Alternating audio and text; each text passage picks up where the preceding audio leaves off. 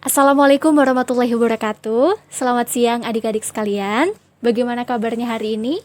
Ya, semoga kita selalu dalam lindungan Tuhan, selalu dalam keadaan sehat, agar kita bisa terus belajar dan menimba ilmu. Amin ya. Kembali lagi bersama saya, Novera Baiti Halisa, yang akan membawakan materi tentang teknologi pada hari ini. Nah, sebelum itu, supaya kelasnya tidak tegang, supaya tidak ngantuk, supaya semangat, silahkan adik-adik berdiri dulu semuanya. Stand up please. Oke, kita peregangan dulu ya supaya tidak tegang, supaya ngantuk-ngantuknya juga hilang. Oke, silahkan kembali duduk. Nah, untuk mengawali pembelajaran akan lebih baik kalau kita berdoa dulu agar dimudahkan pemahamannya oleh Tuhan. Selalu libatkan Tuhan dalam setiap usaha ya. Baik, silahkan berdoa menurut agama dan ajaran dan keyakinannya masing-masing. Silahkan berdoa dimulai. Berdoa selesai.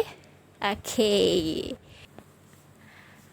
Nah, selama proses pembelajaran nanti mungkin kakak akan sekali-sekali memastikan kefokusan adik-adik apakah masih fokus memperhatikan atau tidak. Jadi ada aturan mainnya nih.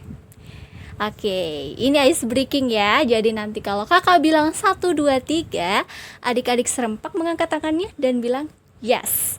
Seperti itu, cukup mudah ya? Iya. Baik, kita coba. 1, 2, 3, yes. Oke. Sudah diberitahu topik pelajaran hari ini tentang teknologi, ya kan? Tapi ngomong-ngomong soal teknologi, ada yang tahu apa itu teknologi? Pasti pernah dengar, tidak mungkin tidak ya.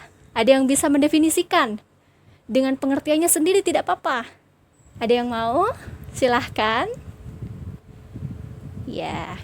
Jadi, teknologi secara umum dan mudahnya adalah alat yang diciptakan untuk mempermudah pekerjaan manusia. Contohnya apa? Handphone, benar. Yang lebih sederhana lagi, sapu itu juga teknologi.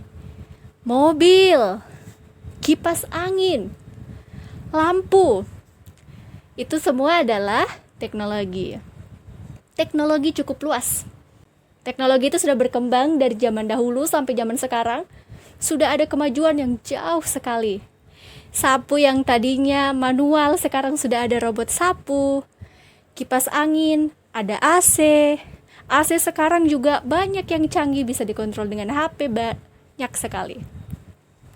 Nah, kita nanti akan bahas bagian dari teknologi yang lebih spesifik. Aplikasi yang teman-teman gunakan di HP, aplikasi sosial media, game, siapa yang tidak pernah bermain game pasti pernah semua bermain game. Itu adalah salah satu teknologi, di mana kita akan bahas bagian daripada teknologi aplikasi AI, game. Apa itu? Sebuah metode atau sebuah teknik yang digunakan untuk membuatnya. Sudah ada gambaran? Ya, kita akan pelajari tentang apa itu coding. Ada yang sudah pernah dengar?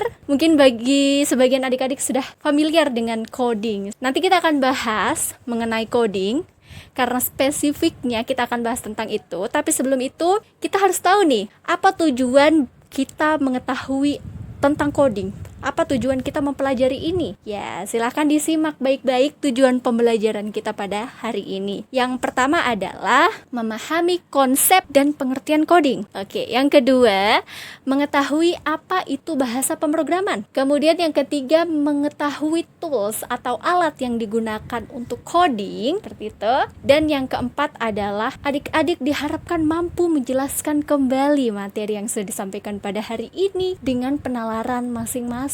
Oke, sudah dicatat? Kalau gitu, kakak akan tes nih kefokusannya nih. 1, 2, 3. Yes, oke. Ngomong-ngomong tentang coding, ada yang mau menyampaikan dulu argumennya, definisinya, melalui pengetahuan yang adik-adik miliki tentang coding yang mungkin pernah didengar sebelumnya. Ada yang mau menyampaikan? Silahkan.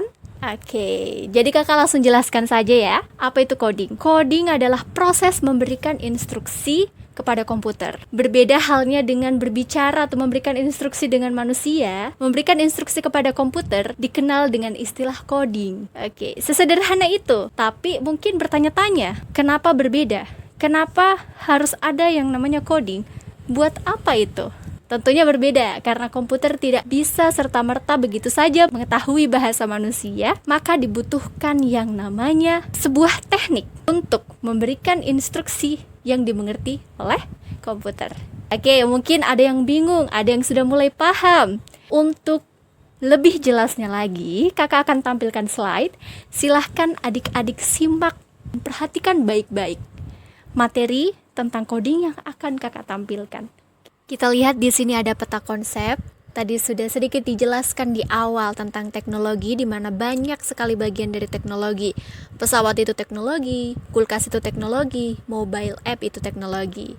Mobile app, game mobile, AI, itu adalah bagian yang akan kita highlight, yang kita akan pelajari hari ini, di mana untuk membuat mobile app sendiri itu ada teknik yang digunakan yang disebut coding. Ada teknik lainnya seperti testing, UI atau UX, ada mapping dan lain sebagainya. Tapi kita pelajari tentang coding khususnya pada hari ini.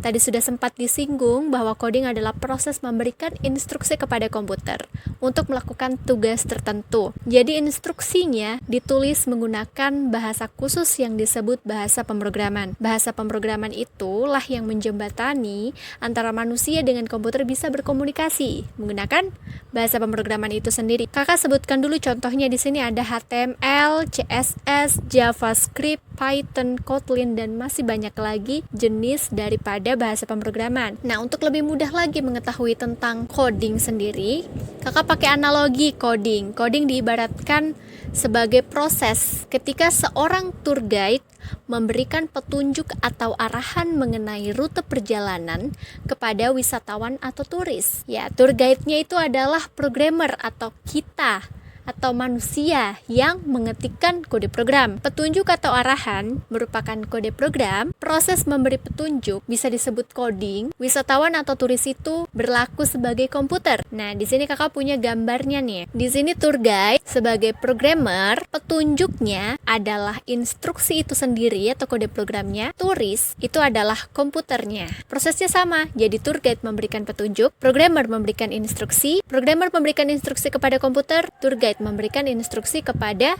turis. Seperti itu. Untuk bahasa pemrograman sendiri, bahasa pemrograman itu seperti bahasa yang digunakan untuk membuat turis itu mengerti. Misalnya, kita gunakan bahasa Inggris karena turisnya mampu memahami bahasa Inggris. Kalau dia programmer, dia pakai bahasa PHP karena untuk membuat website kita memerlukan bahasa PHP. Sama prosesnya seperti tour guide yang memberikan petunjuk kepada turis. Terus gimana sih cara melakukan coding itu? Kita ngetik-ngetik aja di komputer? Tentu tidak ya. Kita memerlukan alat untuk melakukan coding yang disebut dengan text editor. Text editor sendiri adalah aplikasi yang digunakan untuk menulis atau mengedit teks. Khususnya di sini adalah teks program atau kode program. Ada beberapa text editor yang sering digunakan untuk menulis kode program, di antaranya ada Notepad++, VS Code, Visual Studio Code, Atom.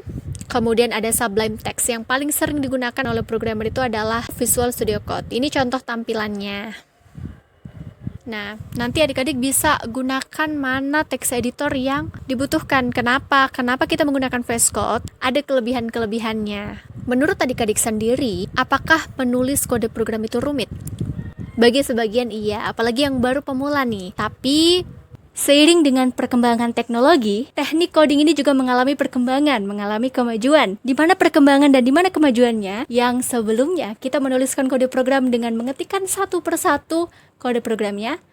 Sekarang sudah tersedia aplikasi dan platform yang mempermudah kita semua untuk melakukan proses coding hanya dengan mendrag and drop blok kode. Ya, benar sekali. Jadi kodenya atau perintah-perintah programnya itu ditulis dalam bentuk blok kode atau puzzle. Mungkin adik-adik sudah ada yang mengerti aplikasi atau platform apa yang dimaksud. Ya, benar sekali. Kita ada atau yang sering digunakan adalah aplikasi Scratch. Benar, ada Kodular, ada MIT, dan masih banyak lagi aplikasi atau platform yang memudahkan kita untuk melakukan proses coding. Baik, untuk lebih jelasnya lagi, bisa dilihat ini adalah contoh tampilan dari aplikasi Scratch. Baik adik-adik sekalian, jadi materi tentang coding kita sudah berakhir sampai di sini. Kita masuk kepada sesi tanya jawab. Siapa yang ingin bertanya? Apakah ada pertanyaan dari adik-adik mengenai apapun tentang materi pada hari ini? Baik. Oke. Nah, setelah itu, kakak yang akan bertanya kepada adik-adik. Seperti tujuan pembelajaran kita, yang salah satunya atau yang paling terakhir, yaitu adik-adik mampu menjelaskan kembali tentang materi pada hari ini sesuai dengan penalaran masing-masing. Jadi silahkan siapa yang mau merangkum atau menyampaikan kesimpulannya tentang materi yang dibahas pada hari ini. Oke, silahkan. Baik, terima kasih kepada adik-adik yang sudah menyampaikan kesimpulannya, sudah membuktikan bahwa kalian itu paham kok dengan materi pelajaran pada hari ini. Terima kasih juga sudah menyimak dari awal sampai akhir. Oke, kakak mau periksa kefokusannya terakhir kali nih. Oke, 1, 2, 3. Yes. Oke, terima kasih. Kita akan berjumpa di pertemuan-pertemuan berikutnya lagi, membahas banyak hal-hal seru tentang coding. Kita akan melakukan simulasi, kita akan melakukan mengerjakan proyek, dan lain sebagainya. Sedikit demi sedikit ya, di pertemuan-pertemuan berikutnya. Baik. Mohon maaf apabila ada kesalahan. Semoga adik-adik semua masih semangat untuk bertemu dengan lanjutan materi di pertemuan-pertemuan berikutnya. Akhir kata, wassalamualaikum warahmatullahi wabarakatuh dan selamat siang.